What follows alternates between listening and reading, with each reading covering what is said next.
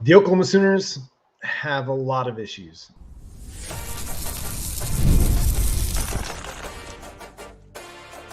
You are Locked On Sooners, your daily podcast on the Oklahoma Sooners. Part of the Locked On Podcast Network, your team every day. What's up, Sooner Nation? Welcome to Locked On Sooners Postgame Live. Thank you for joining us, and thank you for making Locked On Sooners your first listen every single day. Shout out to all the everydayers out there. Today's episode is brought to you by FanDuel. Place your first $5 bet, and you'll get started with $200 in bonus bets guaranteed. Visit FanDuel.com to get started. Hey, I'm John Williams, and hey, thank you for being here, being a part of Locked On Sooners Postgame Live, and for suffering through another 2024 Oklahoma Sooners football game. It was just the worst possible start that you could ever imagine for a football game. I had some optimism. I had some hope going into this one. I'm always going to. That's part of kind of what being a fan is. As much as I cover the team and I'm a media member or journalist or whatever you want to call it, I'm also a fan of this team. So I went into this game hoping, maybe thinking that some things could get better. And right from the get-go, it couldn't get any worse. Your true freshman quarterback made some true freshman mistakes. Opening drive, throws the interception. Listen, he has a chance to complete that one, but just puts a little bit too much air into the ball, underthrows it really, and the defensive back is able to cut underneath the receiver, pick for the easy interception. I mean, it was pretty easy, but obviously the pressure affected him, gets him off his spot. He's having to make a throw on the move. Not an easy thing to do. And then the fumble comes. He's trying to step up into the pocket. And as soon as he does, a linebacker steps into him and forces the fumble. They recover it. Touchdown. After two offensive series, obviously South Carolina goes and they score on their first offensive possession when they get the short field. But it's already 14-0. And then Michael Hawkins, again, gets pressured, gets hit as he throws the ball, and sails it to, I couldn't find anybody in the screen. I couldn't find anybody on the replay. I couldn't find anybody live. And I don't know where exactly the ball was going to, but he's hit as the ball's thrown, and that can cause it to sail a little bit on you. And it goes right to the safety who's playing really deep. And he's able to return it for a touchdown. And before 6 minutes have gone by in this game, you're down 21-0. In 6 minutes. Just an unreal start to this game. And it was a little bit of everything. It's still, you don't have an adequate group of wide receivers to feel comfortable with. You're starting a true freshman quarterback, making just his third start of his collegiate career. You have an offensive line that we found out is not SEC ready. If we had any doubt about that after the Texas game, you found out pretty quickly in this game that the offensive line is just not good enough. Whether it's the transfer guys, which has been discussed, or it's the blue chippers that were brought in, partly recruited by Lincoln Riley, but also committed under Brent Venables, the offensive line's not good enough.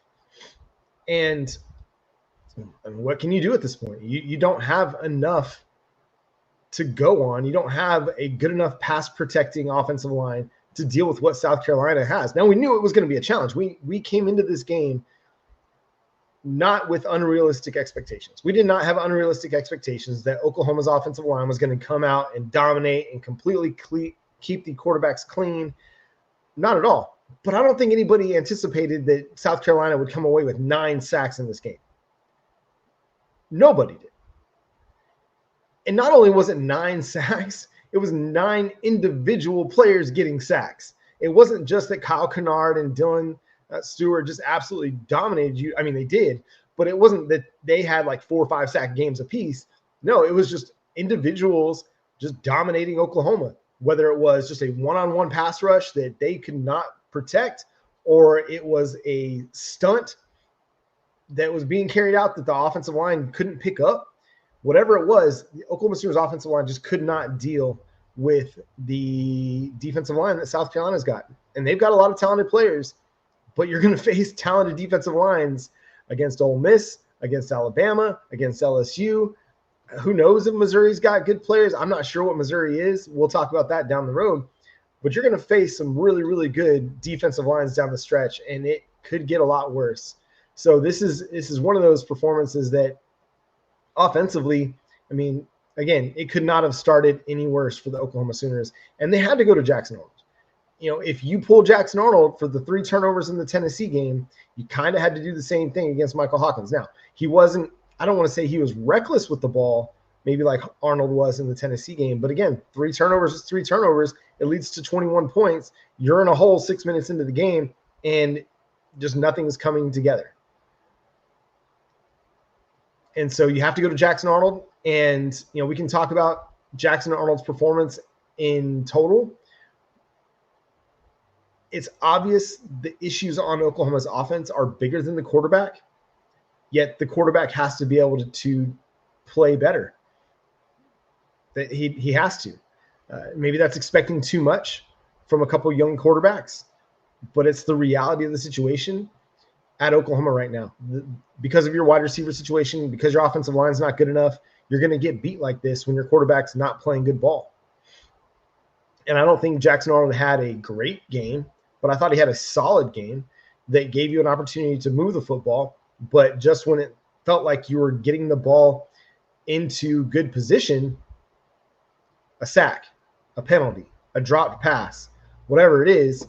I mean, I probably counted just off the top of my head 5 to 6 drops in this game. I can't wait to see Pro Football Focus's pressure numbers because he was under pressure a lot in this game. And at times I'm yelling at my TV, hey, we got to get rid of the ball. I think it's a 4th and 7. Arnold takes a sack instead of throwing the football, giving an opportunity for a guy to make a play. If you've listened to this show, you know what kind of a frustration that is for me. When it's 4th and 7, you cannot take a sack. Throw it up. You throw an interception, who cares? But you can't take a sack in that situation. But really what it comes down to, ultimately, Oklahoma's offense isn't good enough. And it starts with Seth Littrell. Really, it starts with Brent Venables because he is responsible for everything that happens with this program. But it goes to Seth Littrell. It goes to Joe John Finley. And they're going to have to be decisions made. Because at halftime, for the second week in a row, you had just 3 points. In no universe, in the vast expanse of the multiverse, is 3 points at halftime okay for the Oklahoma Sooners offense. It's not okay. It's not good enough. Just absolutely not good enough. And we can talk about, you know, what the personnel is. Well, the personnel is not good enough. You recruited this personnel. It's not good enough. You tried to rebuild your offensive line through the transfer portal. Those guys aren't good enough. You know, I was hoping the experience of guys like Michael Tarkin, you know, Troy Everett, Branson Hickman, Fabechi Wiwu would be enough to help kind of bridge the gap from, you know, what you had in 2023, and then hopefully get your blue chip prospects like Eddie Pierre-Louis and Eugene Brooks, those guys, Jake Taylor, Jacob Sexton, get them all experience so that, hey, it could come together because you've got good experience at every other spot. It's just not good enough. It's not strong enough. It's not technical enough. It's not able to match on speed rush. They just don't have a good offensive line. And as big of a proponent of Bill Bedenbaugh as I am, that has to lay at his feet too, unfortunately. And I mean, again, it goes back to everything on the offensive staff. Everybody on the offensive staff has to take a long look in the mirror. Brent Venables is going to have to take a long look in the mirror with his offensive staff and make some difficult decisions. At some point, you know, I felt like when they weren't turning the ball over, the game plan was a little bit better. They were working to get the ball out of the quarterback's hands a little bit quicker. I thought on Hawkins' first possession, yeah, I mean, he's getting the ball out quick. Things are moving quick. That first possession, they didn't really try to run the ball. I think the second possession, they didn't try to run the ball either. But after those first couple of possessions, or first 3 possessions, they tried running the ball a little bit, and lo and behold, it actually was effective, right? Now, not creating big gashes where you're running for 60-yard touchdowns, but you're creating 4 yards, 5 yards at a pop. And listen, that helps open things up on the offense. And I know that we want these big explosive plays, and Oklahoma actually got a couple in this game. At the same time, you got to find stuff that's just going to be efficient and going to continue to move the football for you. So there's a lot that Oklahoma's got to work on. Oklahoma's going to have to address, starting, Brent Venables is going to have to start addressing some of these issues. And they tried to make some adjustments.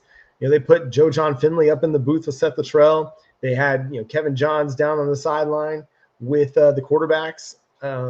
They were trying to work some things out.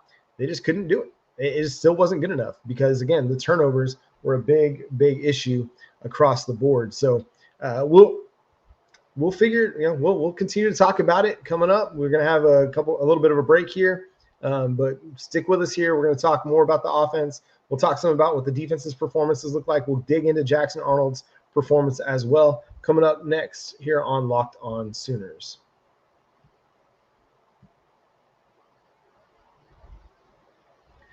Today's episode is brought to you by FanDuel. Hey, NFL fans, you can start the season with a big return on FanDuel, America's #1 sportsbook. So when you get a hunch in the middle of the game, you can check out the latest stats, view live play-by-play, and so much more on the same page where you place your bets. You'll get started with $200 in bonus bets guaranteed when you place your first $5 bet. That's FanDuel.com. Visit FanDuel.com. Today, America's #1 sportsbook. Today's show is also brought to you by Game Time. If you're looking to get seats to any great event near you, go to Game Time. You can do it on your phone, download the Game Time app, or on your desktop at gametime.co. Use promo code LOCKEDONCollege to get $20 off your first purchase. Terms apply, but again, download the Game Time app. What time is it? It's game time. Again, thanks for making Locked On Sooners your first listen every single day. So let's talk a little bit about Jackson Arnold's performance because, again, I thought it was solid. If I was going to grade it, I'd probably put it as C+. Maybe even a C, just kind of solid, above average.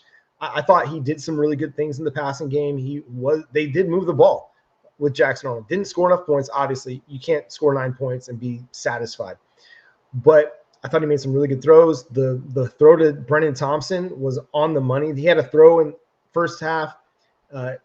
Granted, it was into double coverage to J.J. Hester, but he puts it right on J.J. Hester, who I think is maybe getting his arm held a little bit, but Hester's got to make a little bit more competitive play for the ball, or he's got to sell that he's being held. He's got to sell that a little bit harder. But all in all, I thought Arnold was throwing the ball fairly well, was, again, under pressure a lot in this game. And he did some good things. This is a game that you needed him to step into. I know everybody's all worried and concerned about burning the red shirt year. Listen, you've got to find a quarterback. And for these guys, I know it's part of their development. You've got to have years to develop and stuff like that, but you got to be ready to play. And credit to Jackson Arnold, he was ready to play when he came in. Started off a little bit sluggish, 0 for 3 to get things going, but again, had Oklahoma moving, towards sometime in the first half, and then pressure, incomplete passes, drop passes, kept Oklahoma from being able to punch the ball into the end zone. Again, the Brennan Thompson ball was beautiful. I mean, he knew that Brennan Thompson was going to win his matchup. He got behind the defense and did not miss. He threw it right on the money, and then Brennan Thompson was able to walk in for a touchdown. So huge play there. The fact that they actually got a touchdown, I think, man, I don't know. It felt good.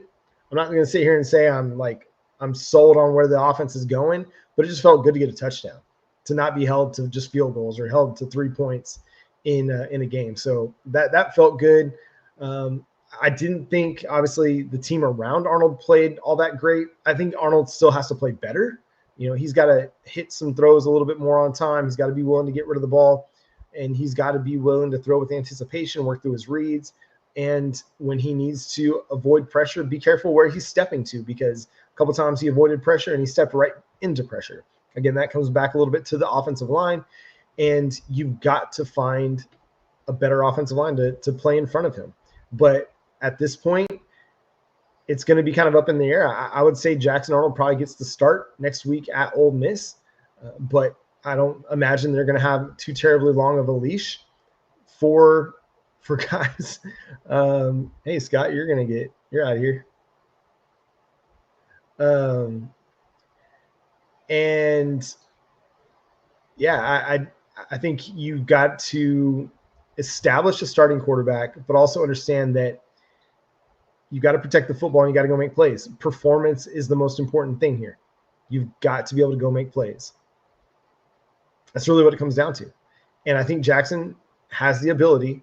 Y'all know that I'm a Jackson Arnold fan, but I also think he needs to play better. I wanted Michael Hawkins to go into this game. I wanted him to play well. I wanted him to establish himself as the guy. Those first 3 possessions, he just wasn't what you needed. And that doesn't mean he's a bad quarterback. It just kind of all fell apart, unfortunately. It snowballed really, really quickly off the interceptions. And yeah, there's going to be a lot to say about this. SWC Gunner says no quarterback can stand behind that OL and be successful. I think you're right, man. So much of it isn't about the quarterback situation. It's the team around them. And the team around them on offense is not good enough, from the offensive coordinators to the offensive line to the wide receivers. Even though guys like J.J. Hester did some solid things, man, I felt like every time the ball was being thrown to him, he had to fight with it just to catch it. And had a couple of drops at least. I'll look forward to the Pro Football Focus numbers to see exactly how many drops he had. But he had several drops and several balls that were right on the money that he struggled to just bring in. And perhaps that's why it's always been difficult to get him on the field, because he doesn't have sure hands. Jacob Jordan, man, like the Jacob Jordan experience was phenomenal. Like, credit to that dude. Hadn't really played a whole lot, but got to get on the field. Gage Burt calls him Drake Stoops. I mean, I'm not going to sit here and say I didn't have the same impressions of the kid. He's definitely earned a lot more playing time moving forward, because he just seemed to have a good feel for where to sit down in the passing concept. So yeah, more Jacob Jordan. P Bank said Jacob Jordan is going to be awesome. We need him right now. 100%, dude. You go for 6 catches, 86 yards.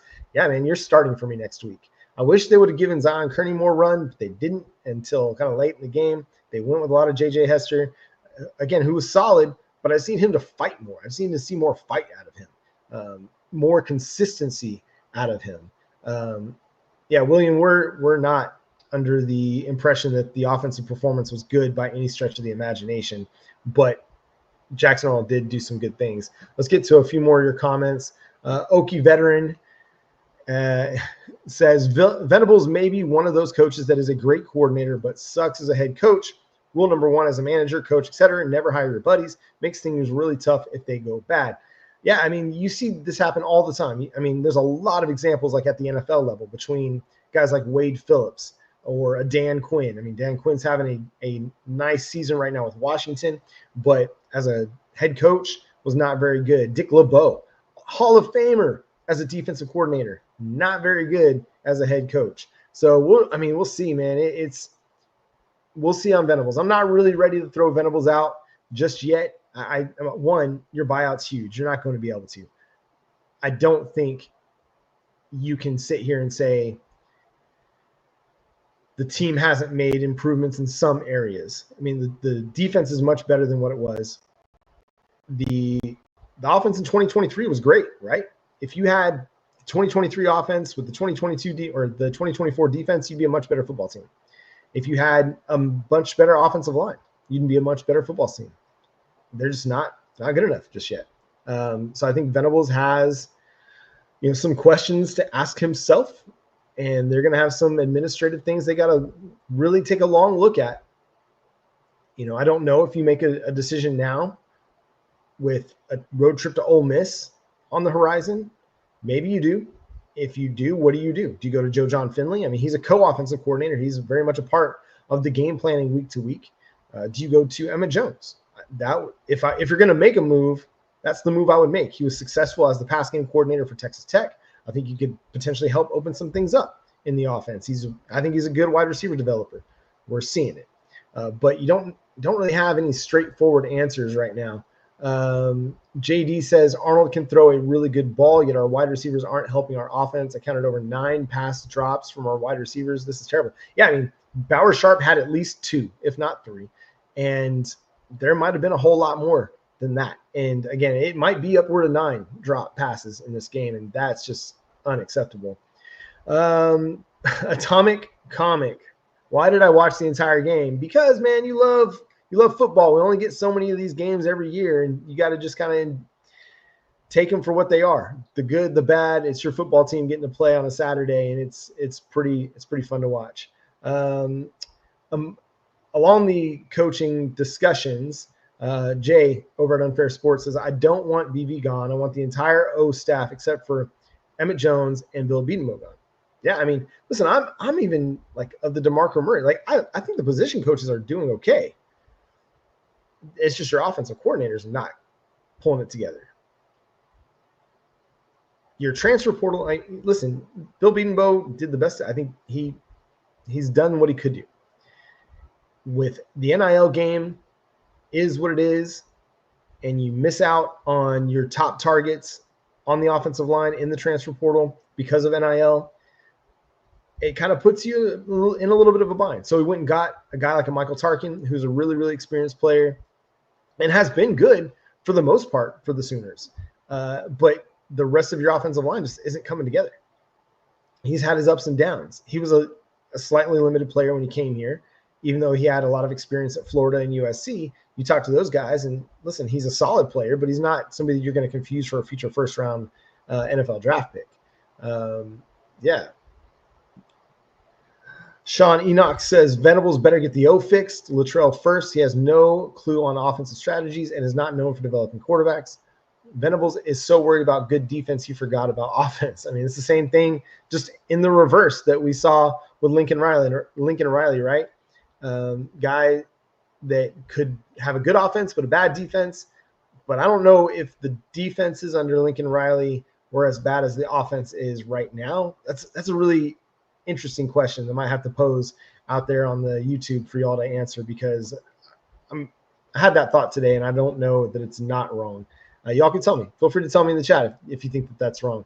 I just think that this is a team that has a lot of work to do, especially on offense. Too Tall Sports says, I say don't fire anyone. Let them put the season on their resume. Thoughts? I mean, yeah, that's one way to go about it. But at this point, the season's already on their resume. And, if you think that you can get better production offensively by changing up the voice in the room, changing up who's creating the game plans, then you got to think about making a move. You've got to develop your quarterbacks. You've got to develop your young talent like Taylor Tatum, like Zion Kearney, like Jacob Jordan. You've got to figure some of these things out. And if you don't, you don't want to waste a season. There are still some things that you can get out of this season, even if you're not going to make a playoff, even if you may or may not make a bowl game, you can still try to develop your quarterbacks and set them up for future success.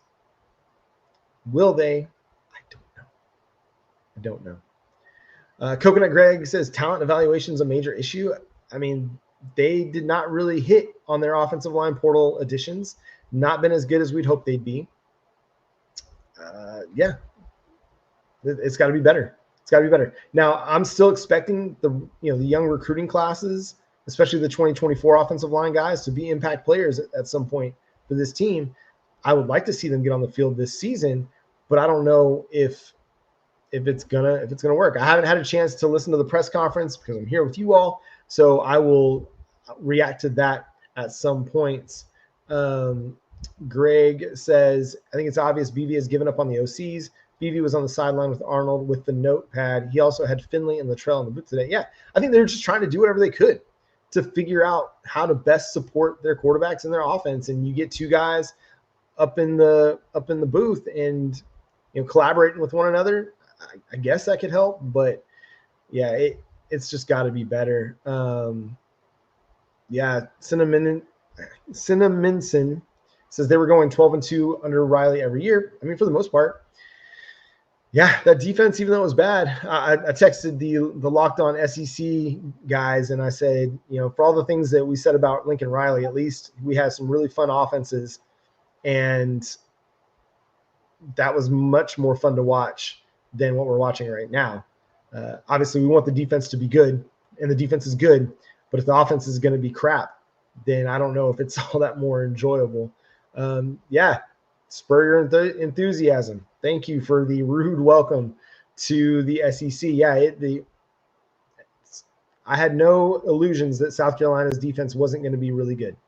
I just thought we'd have a better plan for how to attack it.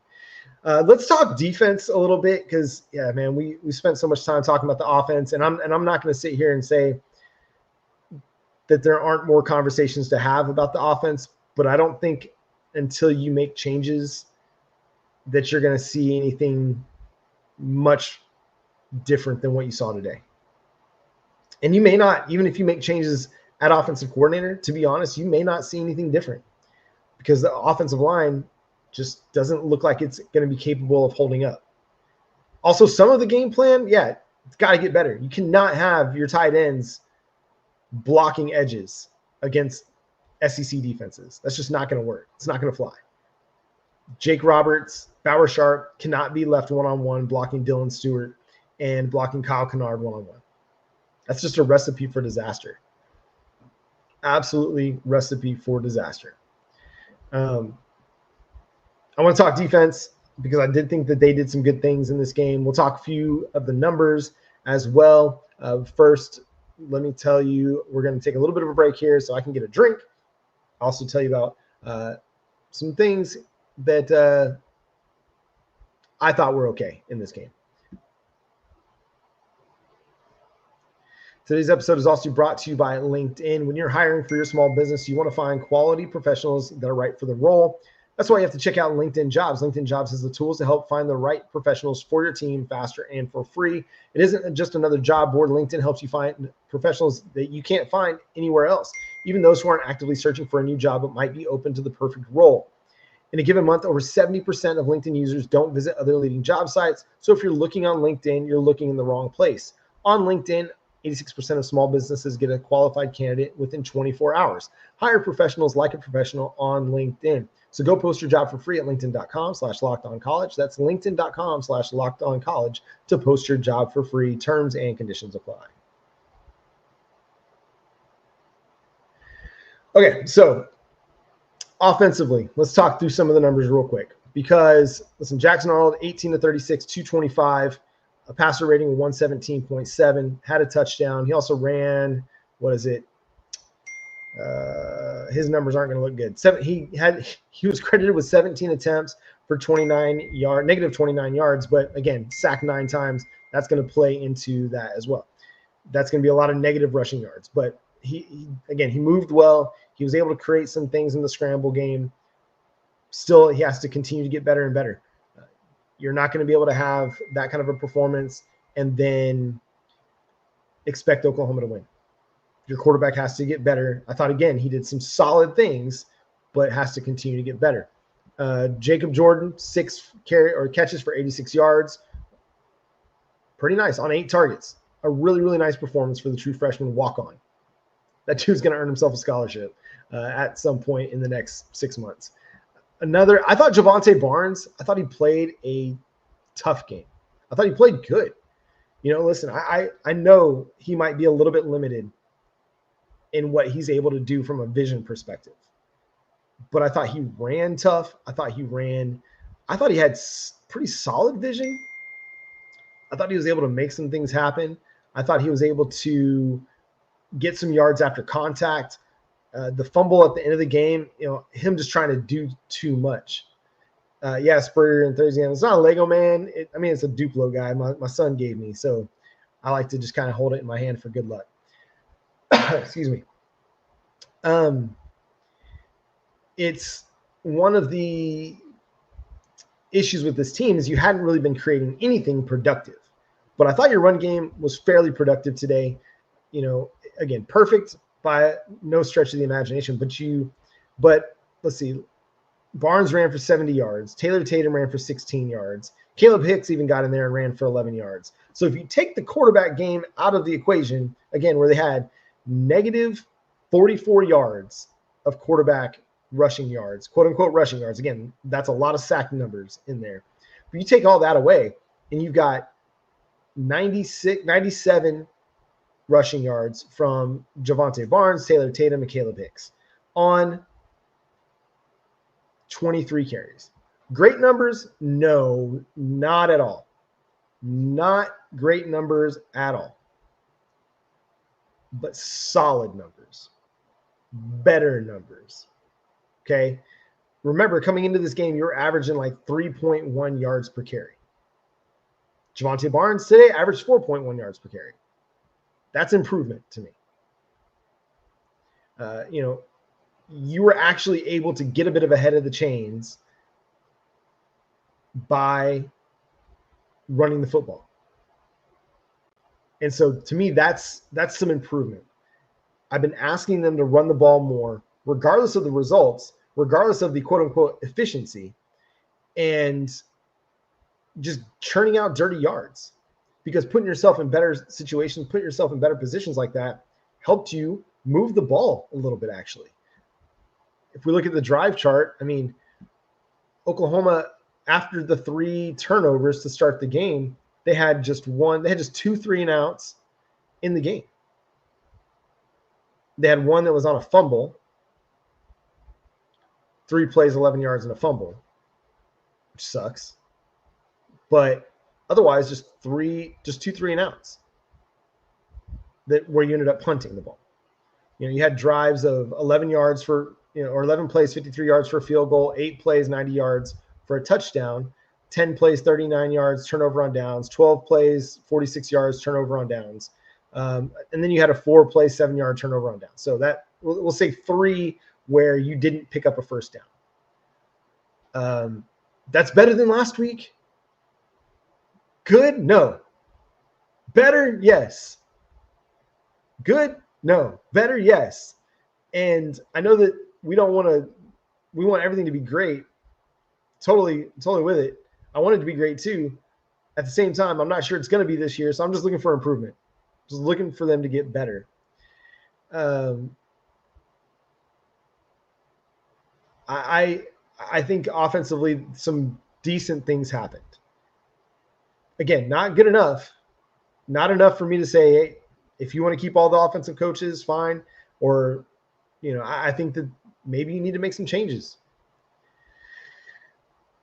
Let's look at the defense, because, again, defense was not the problem in this game. The defense came to play. They played with a lot of pride. They played with a lot of heart, played with a lot of energy, especially even after they got down 21 points. When yes, they gave up that short field touchdown. After the initial interception, South Carolina goes 5 plays, 41 yards for a touchdown. Other than then, Oklahoma forces a punt, and then a field goal. This was after the fake field goal attempt, I think, by Oklahoma, which that's a talking point that we got to discuss at some point. So, and then on that, so after that fake punt attempt that was terrible, South Carolina goes 4 plays, 4 yards, has to kick a field goal. So punt, field goal where on a drive where they didn't move the ball at all, punt, and then the only time in which South Carolina scored a point after they started with the ball on their half of the field was they got the ball back 5 minutes, 17 seconds left in the first half and went 8 plays, 75 yards for a touchdown. That was the drive, I believe, where Oklahoma had them 4th and 5, and then you had 2 guys jump off sides on the hard count, if there was even a hard count, but they jumped off sides. A lot of mental errors, a lot of mental miscues. Not good enough. But ultimately, that was the only time South Carolina scored when they had the ball, when they had to start with the ball in their half of the field. Pretty good. Oklahoma forced 8 punts in this game. That's good enough, man. That is good enough. Again, 2 touchdowns, an interception and a fumble return for touchdowns. A touchdown where they scored with a short field. So that's 21 points in the first 6 minutes. You're down 21-0. Your defense at that point only gives up 14 points the rest of the way. 2 of those were field goals. After the touchdown, they went for 2 and they got it. But otherwise, and really, again, you gave up a touchdown, 8 plays, 75 yards. Every other point came with either a short field or off of a turnover.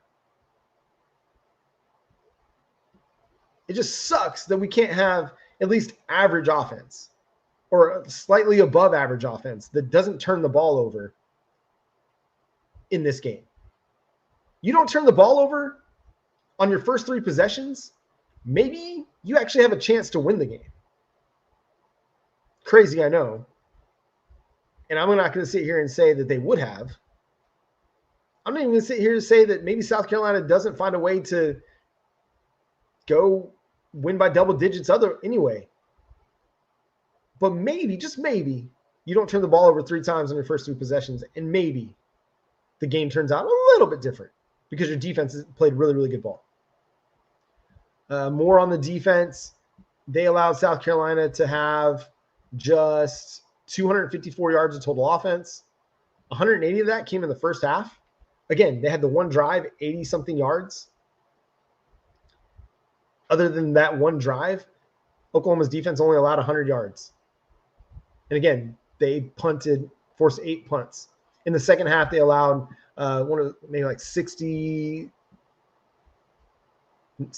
yards in the second half. In total, South Carolina ran for 1.8 yards per carry.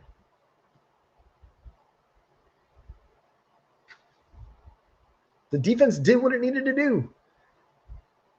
South Carolina's got a good run game. Oklahoma shut it down.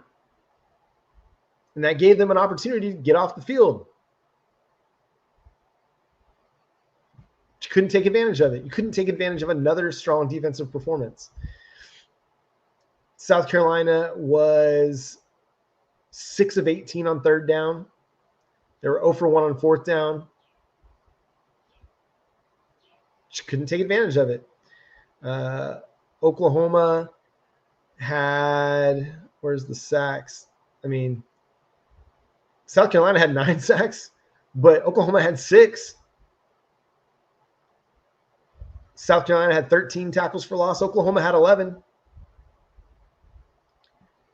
Again, as good as South Carolina's defense played, some of it you gave it to them, but Oklahoma's defense played really, really well in this one. And so while it's easy to sit here and want everything to start at the top with Brent Venables and just get rid of everybody and start turning over the entire coaching staff, I'm not ready to do that with Venables. Again, the buyout is really high. $44 million is the buyout. But secondly, he's developed a really good defense. A really good defense that is SEC ready, even if the offense isn't. And as a whole, this team obviously is not SEC ready. It's a team that still has a lot of work to do. It's got a lot of work to do along the offensive line. It's got a lot of work to do to develop their quarterbacks. It's got a lot of work to do to develop the wide receiver depth. It's got a lot of work to do.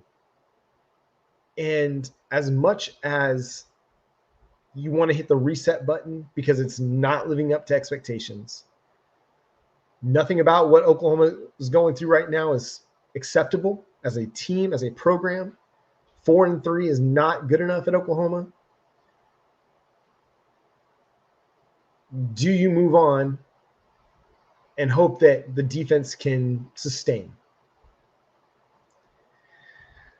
I want to see the defense continue to grow and continue to get better. And I want to see them continue to build the offensive line. I think that there's some talent. It's young and it's inexperienced, but I think that there's still some talent that they can develop. Again, Eugene Brooks, Eddie Perry-Louis. I think those guys have the potential to be really, really good. Michael Fasusi, Ryan Foje, they're coming in the 2025 class. I think those guys have a chance to be really, really good. And so as much as we want to just reset the whole program, do you want to do that and set your program back into a legit rebuild? Because who knows what your recruiting classes do if you decide to do that. So, yeah, Brent Venables, that's my dude. I still believe that he can get this thing turned around. Not this year. This year, it's pretty much over. It's done. But they've got to look at everything on the offensive side of the ball. And if that means like whatever offensive coordinator hire is next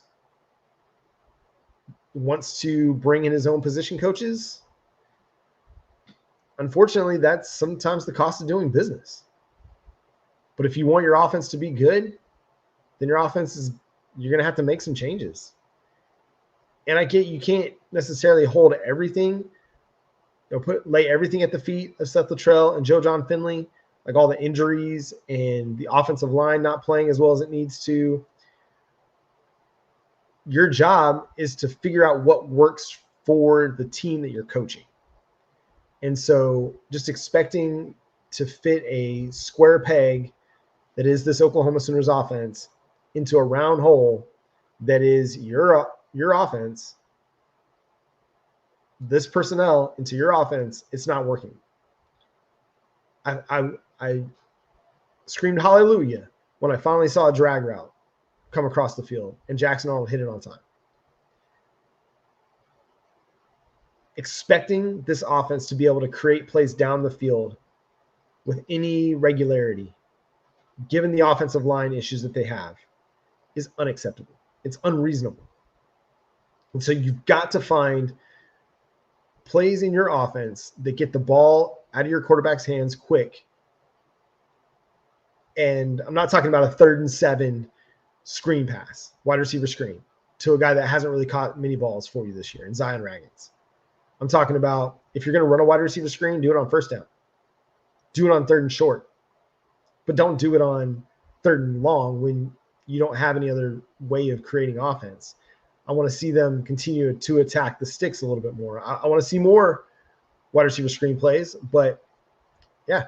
So Kirk Bryan says all of the offensive coaches need to go. Listen, I mean, that's going to be one of those things that everything gets looked at.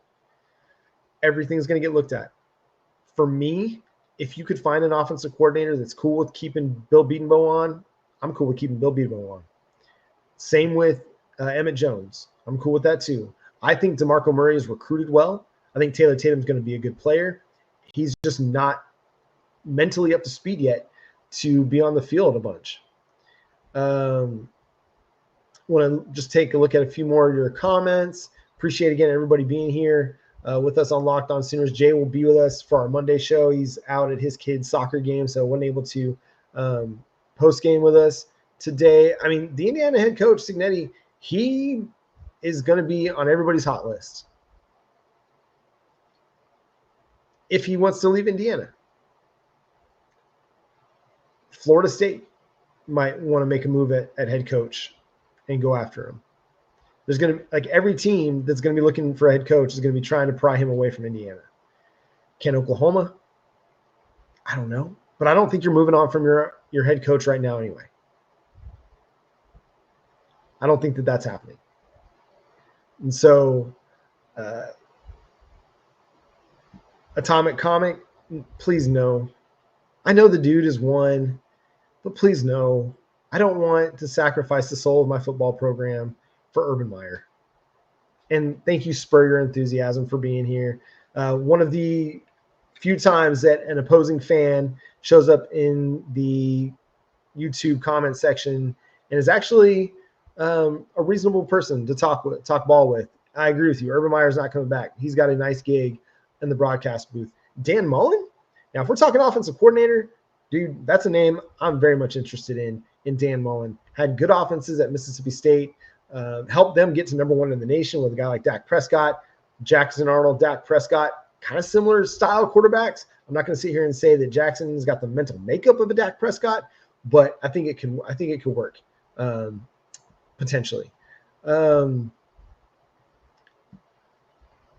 Noma, I think Littrell falls into people that don't know what they don't know category. I mean, yeah, potentially. Jay commenting from the soccer field, cracks me up. Folks want dramatic coaches with hella baggage. Yeah, same. No, do not bring me Urban Meyer. Not interested in. Go get Frost. No, Richard. No. Mark Mangino. No. But it is funny. I had this thought after I saw after I saw the Nebraska-Illinois score. Can we be the next Nebraska? Can we find our offense again? Because we got to find our offense again.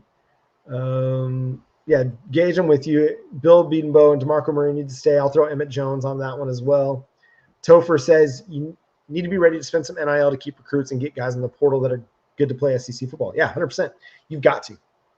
As much as there needs to be some balance in the recruiting game and the NIL game, you're gonna have to get in on the NIL action and make that part of your recruiting pitch. Because listen, you're gonna have to play the game if you want to get big time transfer portal prospects and recruiting prospects in Oklahoma. You're gonna have to play the game. Everybody's playing it. Texas is playing it. Georgia's playing it. Alabama's playing it, I'm sure. Oklahoma's going to have to do the same. They're doing it down at Texas A&M. They're doing it down at Miami.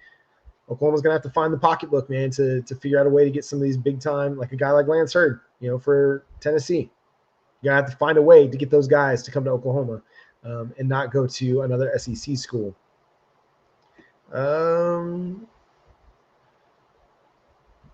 Jay says, bring in a new OC. They're going to completely overhaul the O, meaning everyone might be gone.